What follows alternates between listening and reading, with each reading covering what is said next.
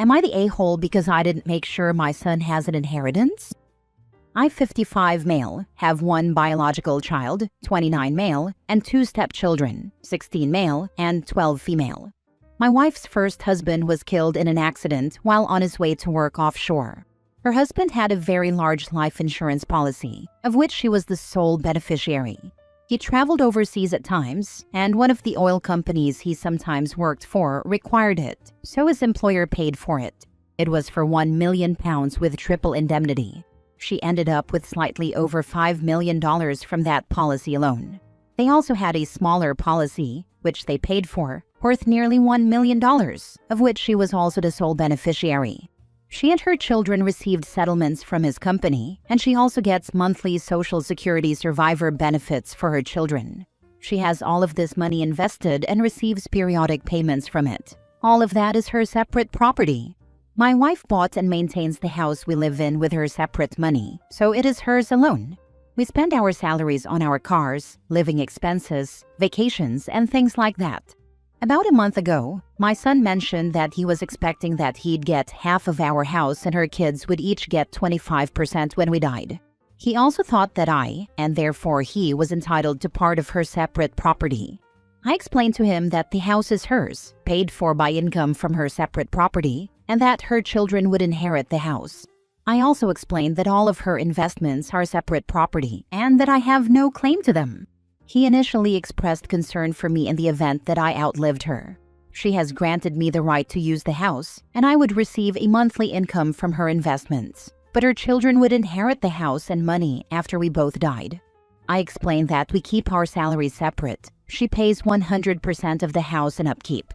Anything that benefits us and the kids is split, with her paying 3/4 and me paying 1/4. If it benefits only her and me, we split it 50-50.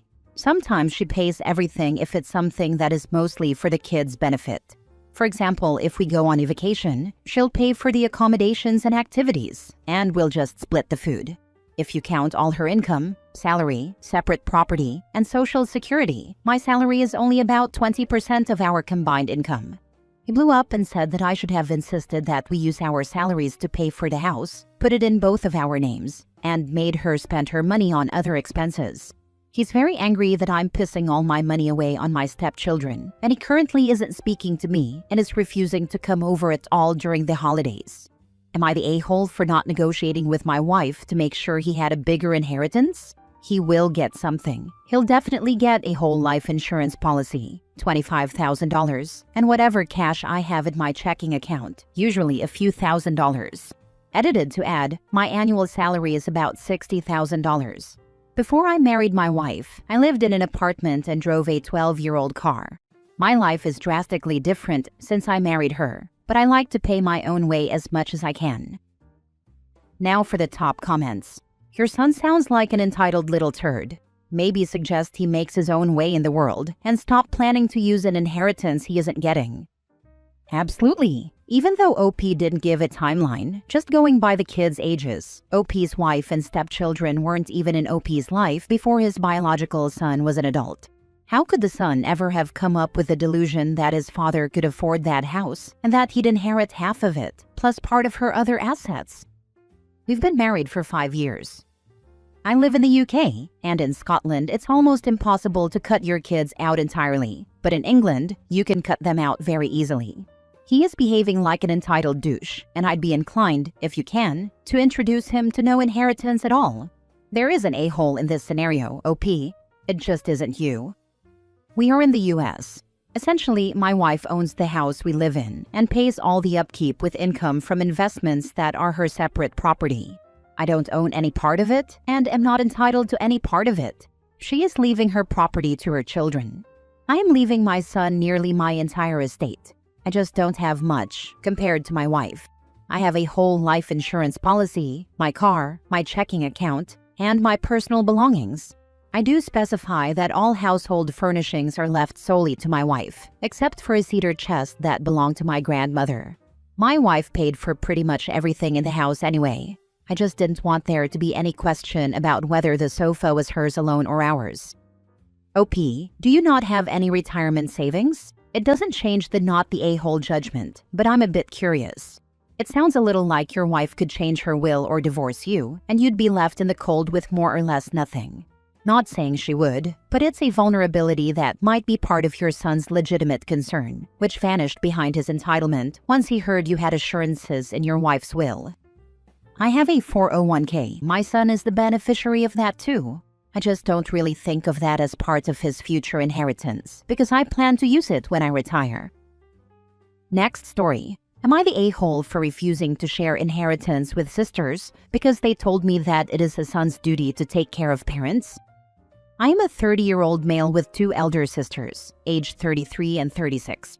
Both are married and have children. They are doing well in life. One runs a successful business, and the other is a banker. I left my MBA when my mom had a stroke and my dad became sick. My sisters barely took care of them, as in our culture, sons are expected to take care of parents.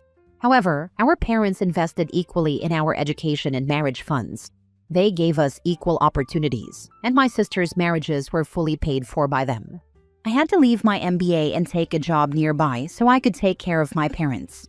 My parents once shared their will, stating that everything would be divided equally among the children. But disappointed by my sisters, they changed it. First, my mom passed away, and later my dad, within a span of 2 months.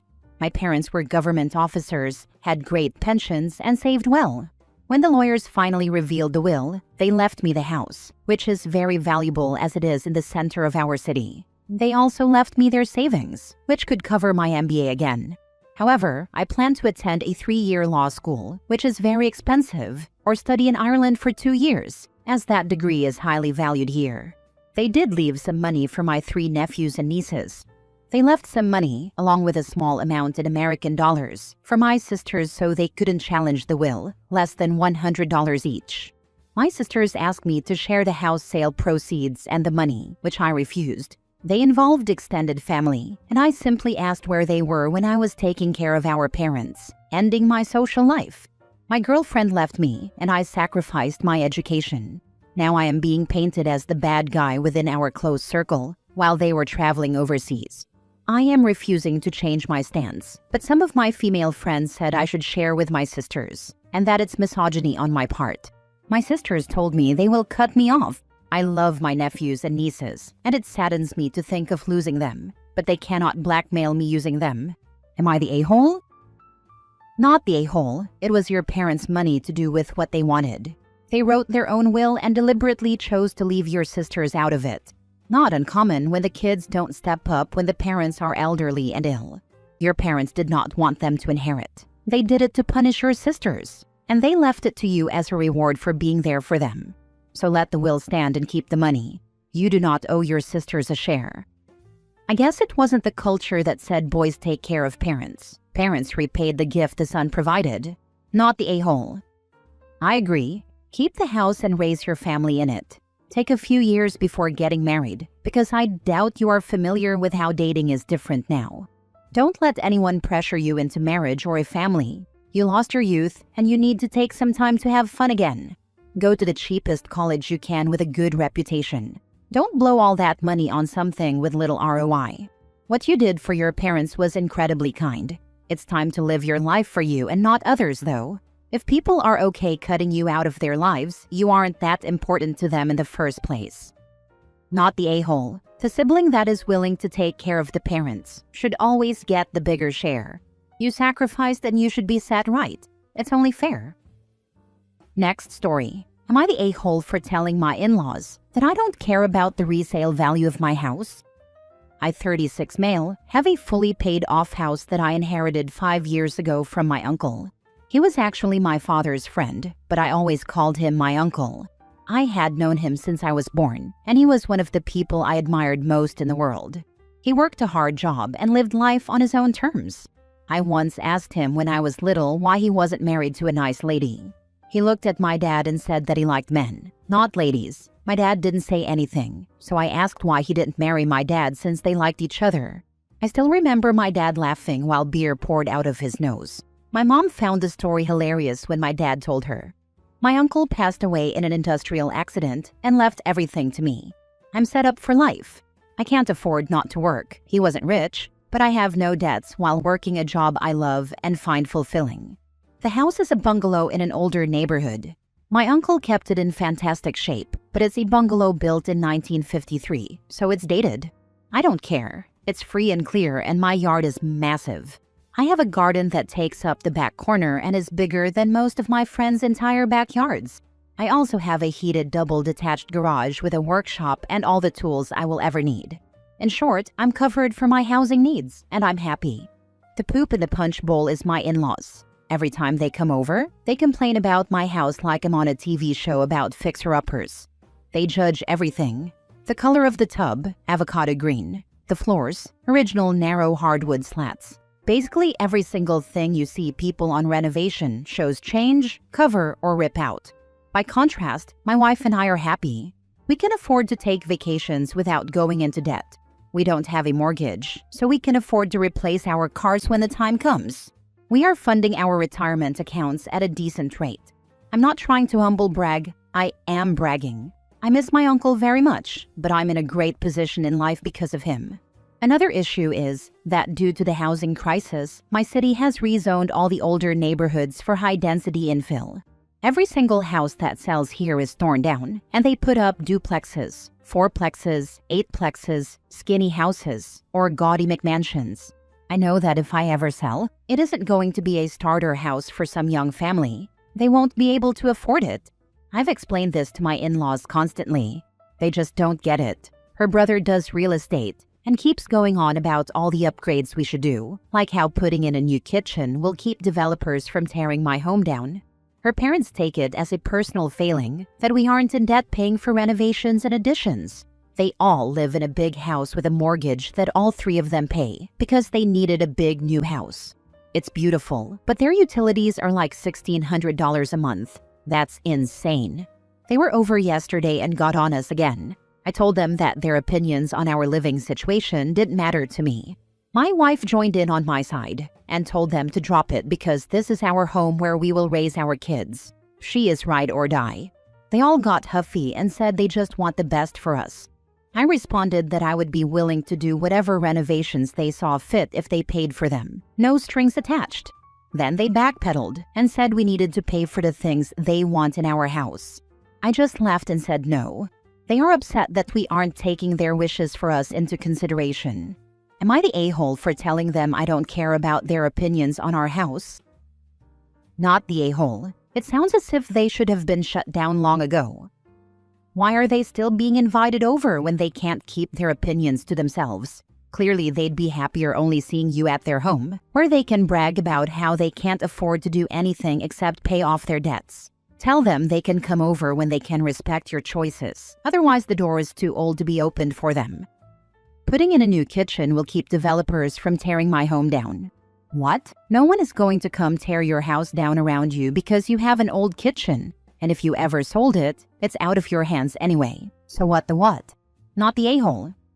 That was just one example. Like he thinks anyone that can afford a house these days wants a 72-year-old fixer-upper. I know when I sell, this house will be torn down. He's an idiot. Not the a-hole. You are in the right and you know it. My neighborhood is the same way. Good for you and your wife for not going into debt over trivial stuff. I will say, though, to make sure your fuse box is rated for your draw. A lot of older houses aren't ready for all the electrical stuff we use these days. I had a new fuse box put in when I put on my solar. But yeah, that's a good call. Last story. Would I be the a-hole if I faked being sick to skip Christmas Day with most of my family because I didn't ask my stepmom to adopt me after my stepsister asked my dad to adopt her? Yesterday, my stepsister, 9 female, asked my dad to adopt her while everyone was gathered for Christmas Eve. By everyone, I mean me, my dad, my stepsister, my stepmom's family, and my dad's family. My dad was so happy, and my stepsister was ecstatic when my dad said yes. Once that all calmed down, almost everyone was looking at me, 16 female. My stepmom couldn't stop looking at me. It was awkward AF. I had zero plans to ask her to adopt me, and I was freaking out that she might ask to adopt me. It didn't happen, but there were questions being asked, and I was basically encouraged to ask her by my grandparents, some of my aunts, and some of my stepmom's family.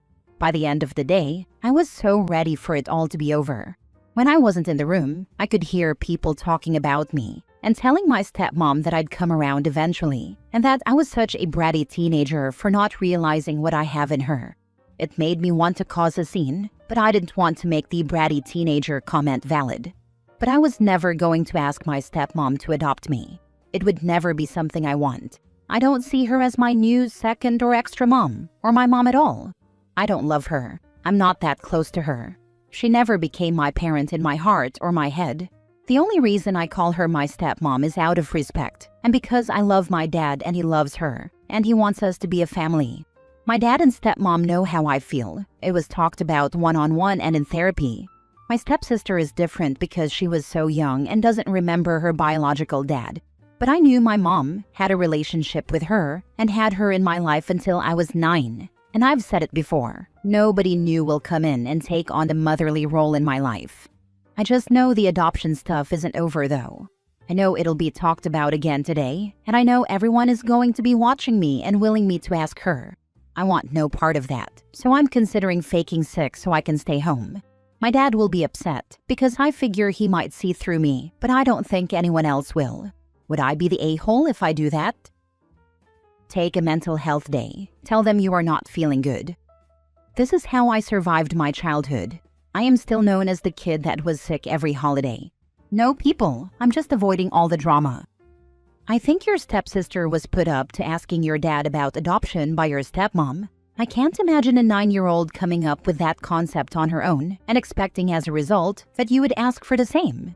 Not the a-hole. Have a talk with your dad this morning. Tell him how you feel. And don't lie or fake sickness. He should be willing and able to shut down any pressure thrown your way by your relatives. She wasn't put up to it. She's talked about wanting to be adopted for a while because one of her friends was, and she hates that my dad isn't her real dad. She calls him dad and always told people he was her dad. But in school, some kids told her he couldn't be her real dad unless he adopted her. Okay, that doesn't change your feelings though. Have that talk with your dad and proceed from there. Explain the reasons about not wanting an adoption. I'll bet he understands. He already knows my reasons. It hasn't really changed anything. Him and my stepmom have known for years, but I know he won't shut it down or help me. He doesn't push me, but he doesn't help either.